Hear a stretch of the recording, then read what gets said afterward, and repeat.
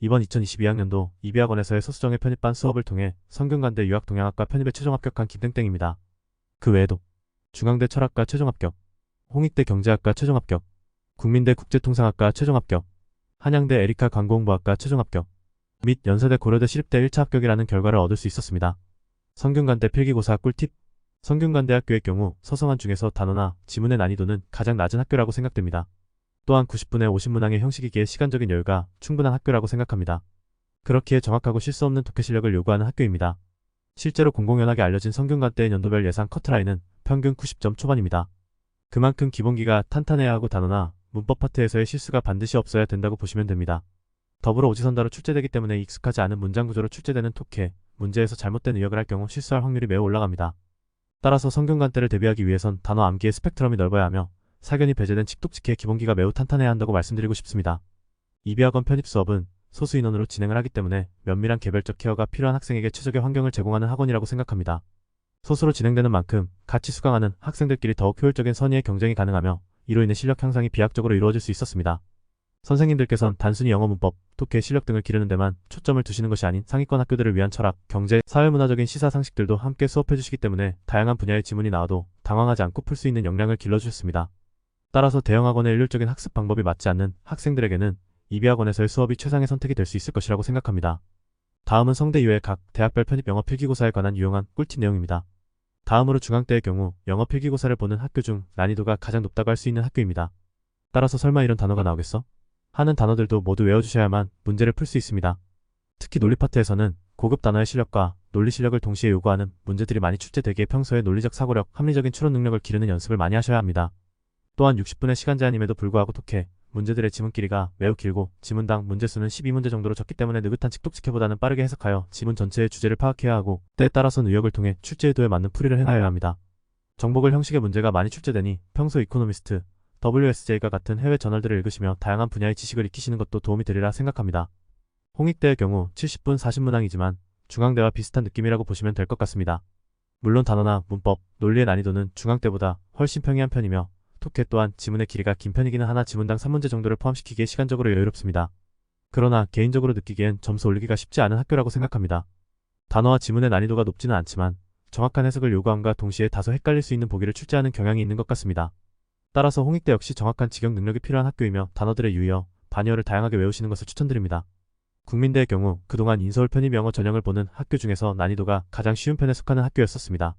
하지만 이번 연도 시험의 경우 난이도가 대폭 상승하였습니다. 실제로 저 또한 국민대 5개년 모의고사가 평균 9,092점 정도였지만 이번 시험은 80점 초반으로 예상되어집니다.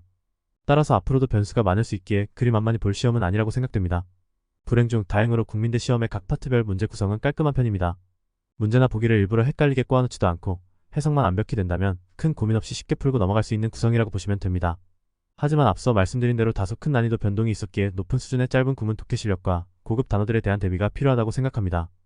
2022년도의 편입시험은 시험 일자가 겹치는 학교들이 많아 시험 볼 수 있는 학교가 한정되었습니다. 이번이 역대급으로 혼란스러운 편입 일정이었다고는 하지만 생각보다 대학교들이 편입 전형을 정성스레 챙겨주지 않습니다. 그렇기 때문에 23년도 편입 또한 22년도와 같은 일이 벌어질 가능성을 전혀 배제할 수 없습니다. 따라서 향후 동일한 일이 발생했을 때 혼란을 최소화하며 선택과 집중을 하기 위해선 올해 11월 전까지는 학생 본인이 각자 잘 맞는 유형의 학교들을 미리 파악해 놓는 것이 매우 중요하다고 생각합니다.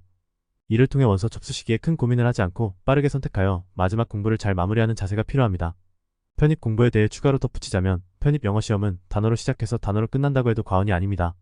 따라서 편입 공부를 시작한 그 순간부터 마지막 시험이 끝나는 날까지 단어를 계속 외우셔야 합니다. 심지어 일부 학교에서는 문법 파트에서도 단어 실력을 요구하는 경우가 있기 때문에 무엇보다 단어 학습이 최우선이라고 볼 수 있습니다. 그리고 두 번째로 상위권 학교에 합격하기 위해선 독해 실력이 중요합니다. 뛰어난 독해 실력은 부족한 문법과 단어 실력을 보완할 수 있을 정도로 도움이 됩니다. 그리고 이를 위해서 작문의 독해 문제를 연습하기보단 논리 문제와 같이 짧은 구문 독해를 꾸준히 연습하시길 추천드립니다. 간혹 긴 지문의 독해를 풀다 보면 자연스레 짧은 논리 문제도 잘 풀게 된다라고 말씀하시는 강사들이나 자료가 있는데 이는 영어 실력이 최상위권에 있는 사람들의 입장에서만 옳은 견해라고 생각합니다. 편입 영어를 새로 시작하시는 분이라면 오히려 반대로 짧은 구문 독해의 연습을 끝까지 손에서 놓지 않으시길 추천드립니다. 마지막으로 가능한 한 모든 학원들의 전국 단위 모의고사를 보셔야 합니다. 대개 편입으로 유명한 대형학원 몇 군데에서 전국 단위 모의고사를 45월부터 시작하는데 이를 놓치지 말고 전부 신청하셔서 시험 보셔야 합니다. 이를 통해 스스로의 실력과 위치, 약점을 점검함과 동시에 시험 그 자체에 대한 감각을 무뎌지게 만들어야 합니다. 평소에 잘하다가 실전 시험에서 제 실력을 못 내는 학생들의 대부분은 평소와 다른 컨디션을 조절하지 못하고 스스로 무너지기 때문입니다. 따라서 약 6개월간의 모의고사를 모두 보며 실제 시험장에 갔을 때 나의 상태가 어떤 환경이나 조건에서도 무뎌질 수 있게끔 만들어야 합니다. 끝으로 이비학원에서 편입반을 수강한다면 앞서 쭉 설명해드린 각 파트별 영어 실력의 향상뿐만 아니라 다양한 분야의 배경 지식도 쌓을 수 있다는 점이 가장 큰 장점이라고 생각합니다. 편입학은 신입생이 아닌 3학년 학생을 받아들이는 것이기에 인서울 학교들의 경우 수준 높은 시사 지식을 지문으로 출제하는 경우가 많습니다.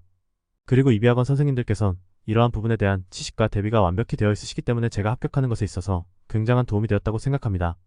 뿐만 아니라 정말 스승으로서 또는 인생의 선배나 친구로서 학생들을 챙겨주시고 살뜰히 신경 써주시기 때문에 개인적인 멘탈 관리에도 큰 도움이 되며 진로와 전공 선택에 대한 조언도 들을 수 있다는 점이 가장 좋은 점이었다고 생각합니다. 다 끝나고 보니 편입시험은 상상하는 것보다 굉장히 어렵고 외로운 싸움이었습니다. 하지만 그럼에도 불구하고 항상 긍정적이고 희망적인 자세를 유지하며 끝까지 달릴 수 있었던 것은 이비학원의 선생님들 덕분이라고 생각하고 정말 감사한 마음뿐입니다.